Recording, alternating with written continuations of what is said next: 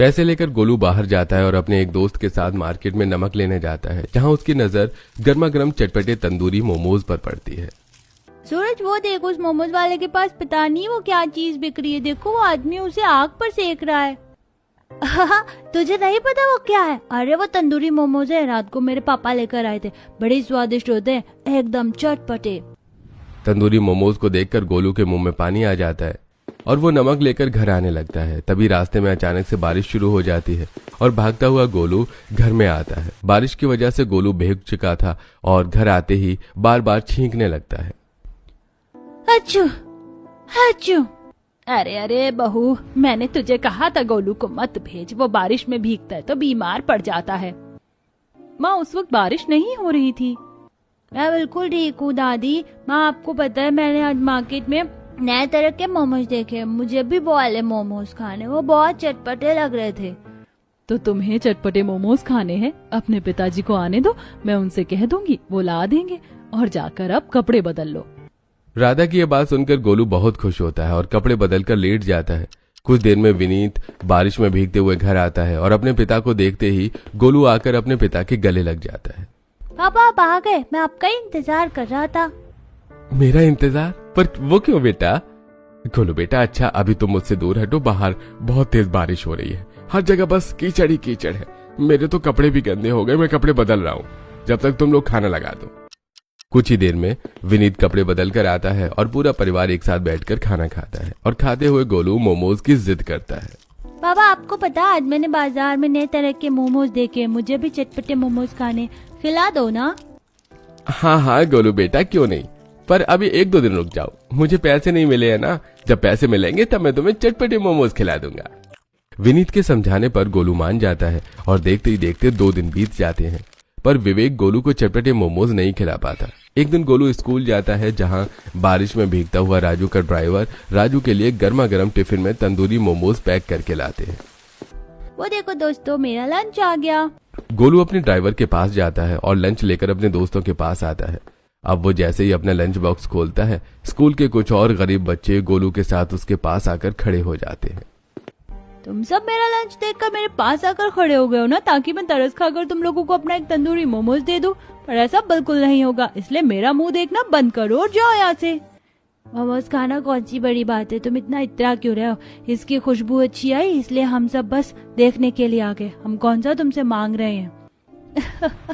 झूठ बोलना बंद कर गोलू, क्योंकि हम सब बहुत अच्छे से जानते हैं तुम और तुम्हारे गरीब दोस्त जहाँ जगह देखते नहीं वहाँ जाकर बैठ जाते हो। गरीब कहीं के हाथ से पहले इतने चटपटे स्वादिष्ट तंदूरी मोमोज नहीं खाए होंगे तुमने, इसीलिए तो यहाँ आ गया। राजू और उसके दोस्तों की बातें सुनकर गोलू को बहुत बुरा लगता है और छुट्टी के बाद आज वो जानबूझकर बारिश में भीगता हुआ घर जाता है। गोलू को बारिश में भीग कर आता हुआ देख राधा उसे डांटने लगती है। 10 मिनट रुक नहीं सकता था बारिश में, भीग कर आने की क्या जरूरत थी? हाँ गोलू, भाभी बिल्कुल सही कह रही है, अगर तुम्हारी तबीयत खराब हो गई तो? अगर मेरी तबीयत खराब होती है तो हो जाए, वैसे भी आप लोग मुझसे प्यार नहीं करते, मुझे बेवकूफ बनाते हो, डांटते हो। पापा ने कहा था 2 दिन बाद वो मुझे चटपटे मोमोज खिलाएंगे, पर उन्होंने नहीं खिलाए और ना ही आपने खिलाए। ये नहीं मानेगा बहू। अच्छा रुक, मैं तुझे मोमोज खाने के लिए 10 रुपए देती हूँ। आशा अंदर कमरे में जाती है और 10 रुपए लेकर गोलू को दे देती है। गोलू वो 10 रुपए जमीन पर फेंक देता है। चटपटे मोमोज 10 रुपए के नहीं आते, जो मोमोज मुझे खाने वो 100 रुपए के। गोलू तू बहुत बिगड़ गया है, अब तुझे ये 10 रुपए भी नहीं मिलेंगे। सही बोला भाभी आपने, पहले हमारा गोलू कितना समझदार था, पर ये तो जैसे जैसे बड़ा हो रहा है नालायक होता जा रहा है। आप वैसे कोई भी मुझसे प्यार नहीं करता, आप सब मुझे बस डांट दे रहे थे। आप लोगों की वजह से अमीर बच्चे मेरा मजाक बनाते, आप गंदे हो, मुझे भगवान ने गरीब बनाकर क्यों भेजा। रोता हुआ गोलू घर में चला जाता है। गोलू की ऐसी बातें सुनकर पूरा परिवार दुखी हो जाता है। तभी राधा की एक पड़ोसन उससे कहती है, राधा बच्चों को डांट कर तुम्हें क्या मिलेगा? मेरी बेटी भी ऐसे ही मोमोज की जिद करती थी, इसीलिए मैंने अब घर में ही मोमोज बनाना शुरू कर दिया। मोमोज बनाना बहुत आसान होता है, थोड़ा सा मैदा, सब्जी लो, उसको भरो और भाप में उसे पकने के लिए रख दो। और रही लाल चटनी की बात, थोड़े से टमाटर, लाल मिर्च, लहसुन, इनका पेस्ट बना लो, बन गई लाल चटनी। बहू सपना सही कह रही है। हम 100 रुपए के गोलू को मोमोज तो नहीं खिला सकते, पर 50 रुपए का सामान लाकर घर में ही बहुत सारे मोमोज बनाकर गोलू को खिला सकते हैं। और तुझे तो किसी भी चीज की बस रेसिपी पता चलती है, तो उसके बाद तो दुकानदार को भी फेल कर देती है। रेसिपी जानने के बाद अब राधा बाजार जाती है और वहां से थोड़े से मैदा, सब्जी, रिफाइंड तेल जैसा सामान लेकर आती है और घर पर ही मैदा गूंथती है। बारीक सब्जी काटती है, छोटी छोटी पूड़ी बेलकर उनमें सब्जियों की फिलिंग भर देती है और एक बर्तन में उसे स्टीम होने के लिए रख देती है। कुछ ही देर में विनीत भी घर आ जाता है और जब पूरा परिवार खाने के लिए बैठता है तो वो देखते हैं कि बाहर काफी तेज बारिश हो रही है और तभी राधा अपने बेटे को चटपटे मोमोज लाल चटनी के साथ देती है, जिसे खाकर गोलू मुंह बनाता है।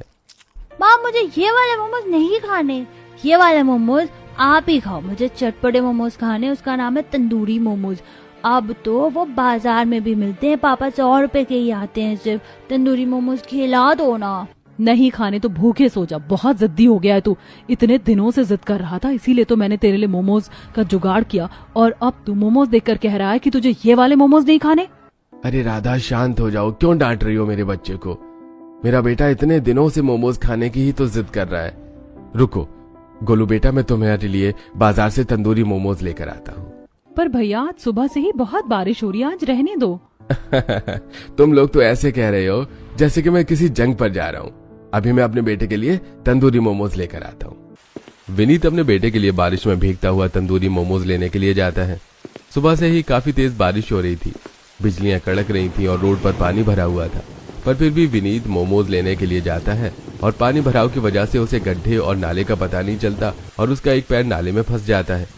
विनीत खुद को नाले से निकालने की काफी कोशिश कर रहा होता है, पर तभी तेज बारिश की वजह से एक ट्रक वाले का बैलेंस बिगड़ जाता है और एक्सीडेंट में विनीत की मौत हो जाती है। जब विनीत के मौत की खबर उसके परिवार को पड़ती है तो मानो जैसे उन पर 2 दुखों का पहाड़ ही टूट जाता है।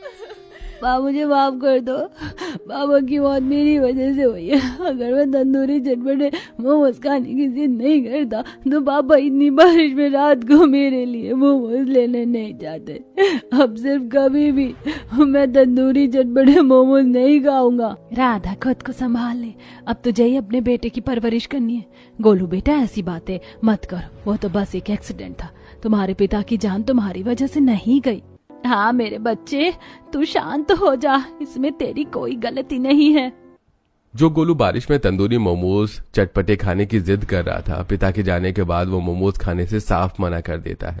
इसी तरह कुछ दिन बीत जाते हैं और गुजरते समय के साथ राधा और उसके परिवार पर एक के बाद एक दुख आने लगते हैं। ऐसे ही एक रात पूरा परिवार खाना खाने बैठता है और तेज बारिश की वजह से उनके घर की छत टपकने लगती है। माँ, भाभी, हमारी तो घर की छत टपकने लगी है। मैं जानती थी इस बार हमारा घर इस बारिश के कहर को बर्दाश्त नहीं कर पाएगा। अगर तुम्हारे भैया जिंदा होते तो अब तक हमारे घर की छत बन चुकी होती। इतना बोलकर राधा अपने पुराने दिनों में खो जाती है, जहां उसे अपने पति की कही बातें याद आती हैं। राधा, पता है मालिक ने मेरी सैलरी बढ़ा दी है। देखना इस बार बारिश में मैं अपने घर की छत की मरम्मत सबसे पहले करूंगा, ताकि इस बारिश हमारे घर की छत न टपके, क्योंकि ये बहुत कमजोर हो गई है। मैं तो कल भगवान को प्रसाद चढ़ाने जाऊंगी, आखिर उन्होंने हमारी सुन जो ली। इस तरह राधा अपने पति को याद करते हुए मुस्कुराने लगती है, तो वहीं काजल और आशा जगह जगह बर्तन रख देती है ताकि घर में पानी न हो। इसी तरह 2 से 3 दिन बीत जाते हैं और अब उनके घर का राशन भी खत्म होने लगता है। क्या हुआ भाभी, आप चावल का डब्बा खोलकर क्यों बैठी हैं? काजल, राशन खत्म होने को है, बस 1 हफ्ते का राशन रहता है। तुम्हारे भैया को गुजरे हुए 1 महीने से ज्यादा हो गया। अगर हम लोग ऐसे ही बैठकर खाते रहे तो घर कैसे चलेगा? सेविंग भी खत्म हो रही है। अब मुझे काम करना ही पड़ेगा, पर मुझे अभागन को कौन काम पर रखेगा? भाभी, आप अकेले क्यों काम करोगे? मैंने भी 12वीं पास कर रखी है। सोच रही हूँ छोटे मोटे स्कूल में जाकर बच्चों को पढ़ाने का काम शुरू कर, घर में 1500 तो आएंगे। सही बोल रही हो काजल, मेरे पास कुछ पैसे रखे, मैं बाजार से सब्जी लेकर आती हूँ। घर में राशन खत्म होने को था, जिस वजह से राधा, काजल, आशा परेशान रहने लगती हैं। अब वो लोग अपने बचे हुए पैसे भी निकालते हैं। बहू, घर में जितने भी हमने पैसे जोड़ कर रखे थे सब खर्च हो गए। अब सिर्फ 500 रुपए बचे हैं। तू देख ले, अगर 100 रुपए में राशन आ जाए तो। बाहर इतनी तेज बारिश हो रही है, आटा, चीनी, तेल सब खत्म है माँ। 1 महीने का राशन इस 500 रुपए में भी नहीं आएगा। फिर मैं 100 रुपए का राशन कैसे लेकर आऊं? आप इसे अपने पास रखिए, मैं लाला से उधार ले लेती हूँ और काम मिलने के बाद उसे उसके पैसे चुका दूंगी। बाहर काफी तेज बारिश हो रही होती है, इसलिए राधा एक बड़ी सी पन्नी लेकर अपने सिर पर रख लेती है और खाली हाथ दुकान जाती है, जहाँ उसकी नजर कुछ दुकानदारों पर पड़ती है। कुछ मोमोज वाले फ्राइड मोमोज बेच रहे थे, तो कुछ भुट्टे की तरह कोयले पर तंदूरी मोमोज को सेक कर बना रहे होते हैं। साथ ही चाउमीन और बर्गर की भी कुछ दुकानें होती हैं। बारिश में भी ठेले पर कितनी भीड़ है, और ये क्या, वो आदमी कोयले पर ये क्या बना रहा है? कहीं यही तो तंदूरी मोमोज नहीं जिसके बारे में मेरा बेटा मुझे बता रहा था? खड़ी होकर देखती हूँ कैसे बना रहा है। राधा मोमोज वाले के पास जाकर खड़ी हो जाती है और उसे मोमोज बनाता हुआ देखती है, और मोमोज वाला उसे ऐसे देख बोलता है, अरे खड़ी खड़ी मेरे मोमोज को क्या देख रही हो? अगर खाने का दिल है तो 100 रुपए निकालो। नहीं नहीं, मुझे मोमोज नहीं खाना, मैं तो बस देख रही हूँ आप कितनी जल्दी मोमोज बना रहे हैं और इस बारिश में कितनी भीड़ है आपके पास। अरे बहुत अच्छे से जानता हूँ तुम जैसे लोगों को मैं। जेब में पैसे होते नहीं है और आकर ठेले वालों के पास खड़ी हो जाती है, ये सोच कर के मुफ्त का खाने को मिल जाएगा। भागो यहाँ से। कितना बदतमीज ठेले वाला है। मोमोज वाले की बदतमीजी देखकर राधा चुपचाप दुकान पर जाती है और लाला से कुछ राशन उधार मांगती है। अरे भाभी चिंता मत करो, जब भी राशन की जरूरत हो आकर मुझसे ले लेना। भाई साहब बहुत अच्छे थे और उनके जाने के बाद आप लोगों पर तो दुखों का पहाड़ ही टूट पड़ा। आपके पास जब पैसे हो आप मुझे तब दे देना, मैं भाई साहब का एहसान भूल नहीं सकता। मैं भी जब मुसीबत में था तो भाई साहब ने मेरी बहुत मदद करी थी, तो उस नाते मैं आपकी इतनी मदद तो कर ही सकता हूँ। भैया आप बहुत अच्छे हैं, अगर आप ना होते तो मैं और मेरा परिवार भूखा ही मर जाता। अच्छा मैं चलती हूँ। अब राधा राशन लेकर घर जाने लगती है और उसकी नजर फिर से तंदूरी मोमोज वाले पर पड़ती है, जिसके पास काफी भीड़ थी। कुछ देर में राधा घर जाती है और खाना बनाने लगती है। तभी उसकी नजर मैदा, रिफाइंड और कुछ सब्जियों पर पड़ती है। क्या हुआ भाभी, आप खाना बनाते हुए बार बार बचे हुए मैदे को क्यों देख रही हैं? काजल, हमें कोई ना कोई तो काम करना ही है। नौकरी तो मिलने से रही और नौकरी करने पर तनख्वाह भी 1 महीने बाद आएगी, इसीलिए मैं सोच रही हूँ कि मैं भी मार्केट में जाकर मोमोज बेचूं। आज मैंने देखा तंदूरी मोमोज कैसे बनते हैं और उस मोमोज वाले के पास काफी भीड़ भी थी। बहू तू सही कह रही है, जिनको नौकरी नहीं मिलती वो लोग अपना खुद का रोजगार शुरू करते हैं। पर तू मोमोज बनाएगी कैसे? तेरे को तो तंदूरी मोमोज बनाने आते ही नहीं है।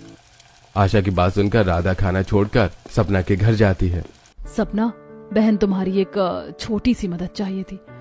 तुम तो जानती हो हमारे घर में एक ही फोन था और विनीत जी के जाने के बाद वो फोन भी खो गया। तुम अपना फोन दे सकती हो क्या? मुझे बस एक रेसिपी देखनी है। हाँ राधा बहन, क्यों नहीं, तुम एक क्या 2 रेसिपी देखो मेरे फोन में।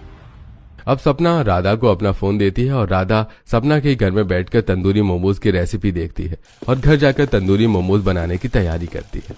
बहू हमें तो तंदूरी मोमोज बनाने थे, पर तू तो सिंपल मोमोज बना रही है। माँ जी, तंदूरी मोमोज भी ऐसे ही बनते हैं, बस इन्हें हल्का फ्राई करके हमें पकाना है। कुछ ही देर में राधा काफी सारे मोमोज बनाकर तैयार कर लेती है और उन्हें फ्राई करके चूल्हे के नीचे काफी सारा कोयला जला देती है और उसके ऊपर जाल लगाकर तंदूरी मोमोज को पकाने लगती है। माँ, तुम तंदूरी मोमोज बना रही हो। तंदूरी मोमोज बिल्कुल ऐसे ही बनते हैं, पर मुझे ये नहीं खाने।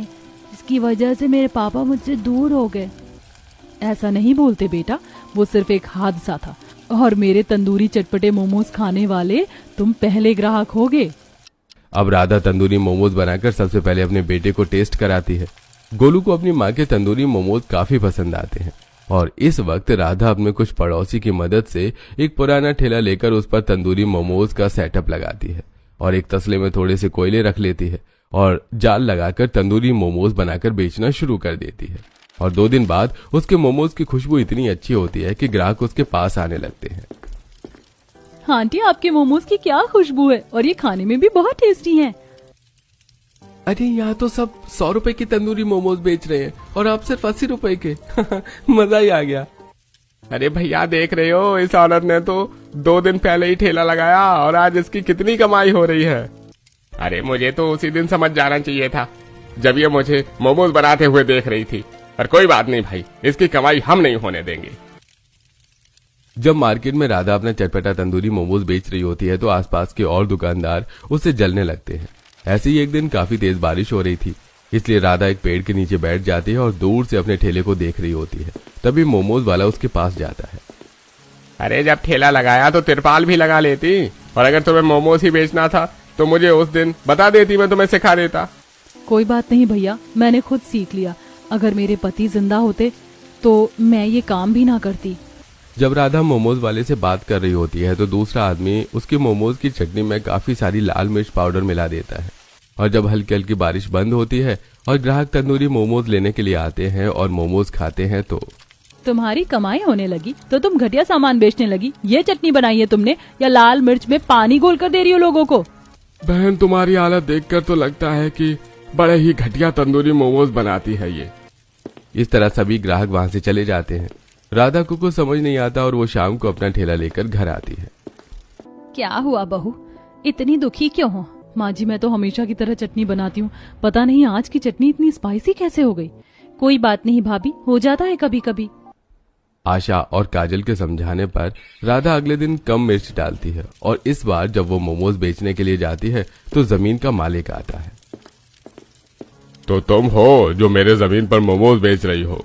अरे ये जितने भी दुकान है सब मेरे को महीने का किराया देते हैं। तुमने कैसे सोच लिया कि मैं तुम्हें मुफ्त में काम करने दूंगा? पहले 4000 रुपए दो, उसके बाद इधर ठेला लगाना। मालिक, मैं विधवा हूँ, मुझे अपनी रोजी रोटी चलानी है, मैं इतने पैसे कहाँ से दूंगी? पर मेरा वादा है महीने के आखिरी में मैं आपको कुछ पैसे दे दूंगी। मेरा काम एडवांस में होता है, उधारी पर नहीं। अगर अपना ठेला लेकर नहीं गई तो ठेला फेंक दूंगा। मालिक की बात सुनकर राधा डर जाती है और ठेला लेकर जाते हुए देखती है कि बाकी दुकानदार उसकी गरीबी और लाचारी पर हंस रहे हैं। अब राधा सब समझ जाती है और इसीलिए शाम होते ही वो अपना ठेला लेकर बाजार जाती है और बाजार में भी कोई उसे ठेला नहीं लगाने देता। अरे अरे, मेरे बगल में अपना ठेला क्यों लगा रही हो? मेरे ग्राहक कहाँ खड़े होंगे? भैया, इतनी सारी जगह है, आपके ग्राहक तो कहीं पर भी खड़े हो जाएंगे। मेरा तो छोटा सा ठेला है। मेरे ठेले पर बहुत भीड़ होती है, ये जगह भी कम पड़ जाती है, इसलिए कोई दूसरी जगह देखो। अब राधा अपने मोमोज का ठेला लेकर इधर से उधर जाती है पर कोई भी उसे ठेला नहीं लगाने देता। इसके बाद परेशान होकर राधा अपना ठेला लेकर बारिश में घर आती है। बहू, क्या हुआ? तू बारिश में भीग कर घर आ रही है और आज तेरे एक भी मोमोज नहीं बिके। भाजी, मुझे नहीं लगता कि मेरे चटपटे तंदूरी मोमो का काम चल पाएगा। 2 ही दिन तो हुए थे मार्केट में ठेला लगाए। उन जलनखोर दुकान वालों ने मालिक से बोलकर मुझे वहां से भगा दिया और बाजार में भी कोई मुझे मेरा ठेला नहीं लगाने दे रहा। मैं कहाँ ठेला लगाकर मोमोज बेचूं? भाभी, अपने एरिया में एक भी मोमो की दुकान नहीं है, आपको इधर उधर भटकने की जरूरत ही नहीं है।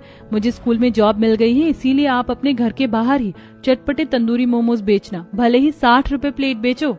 राधा काजल के कहने पर घर के बाहर ही अपना ठेला लगाती है और चटपटे तंदूरी मोमोज के दाम कम कर देती है। और अब सभी मोहल्ले वाले दूर मार्केट और बाजार में न जाकर अब राधा से उसके चटपटे तंदूरी मोमोज लेने आते हैं। अरे आओ बहन, बच्चों आओ, अब तुम्हारे मोहल्ले में भी तंदूरी मोमोज बिकते हैं। कहीं दूर जाने की जरूरत नहीं है और ना ही 100 रुपए खर्च करने की जरूरत है। सिर्फ 60 रुपए प्लेट तंदूरी मोमोज खाओ। अरे, आप क्यों आवाज देकर ग्राहकों को बुला रही हो? ग्राहक तो पहले से ही जमा है। बहन, मैं 2 गली छोड़कर आई हूँ मोमोज लेने के लिए, बारिश होने वाली है, जल्दी से दे दो। क्या आप हमारी चटपटी मोमोज लेने के लिए 2 गली छोड़कर आई हैं? पर आपको हमारे चटपटे मोमोज के बारे में कैसे पता चला? अरे बहन, तुम मार्केट में गई थी ना मोमोज बेचने, मैंने सबसे पहले तुम्हारे मोमोज खाए थे, बड़े ही स्वादिष्ट थे। फिर घर में मेहमान आ गए तो पिछले कुछ दिनों तक मैं मार्केट जा ही नहीं पाई और जब गई तब पता चला कि तुमने वहाँ ठेला लगाना बंद कर दिया। फिर मुझे किसी से पता चला कि तुम अपने घर के बाहर ही चटपटी तंदूरी मोमोज बेच रही हो, बस इसीलिए तुम्हारे पास आ गई। और जब तक तुमने 80 से 60 रुपए प्लेट कर दिया, अब तो मैं 2 प्लेट लूंगी।